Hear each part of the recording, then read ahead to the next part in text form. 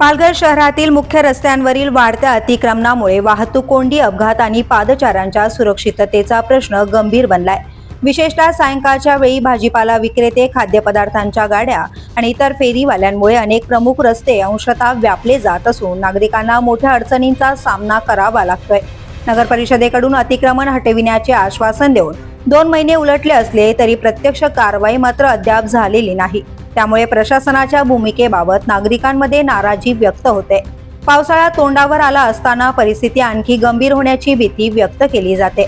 Palghar railway स्थानक ते Mahim road, मनोर road आणि टेंभोळे मार्ग या प्रमुख रस्त्यांवर हातगाड्या, भाजीपाला व फळ विक्रेते, खाद्यपदार्थांचे स्टॉल आणि विविध व्यावसायिकांनी मोठ्या प्रमाणात अतिक्रमण केल्याचं दिसून येतंय। रस्त्याचा मोठा भाग व्यापला जात असल्याने वाहनांच्या हालचालींवर परिणाम होत असून वाहतूक कोंडीचे प्रमाण वाढते आहे।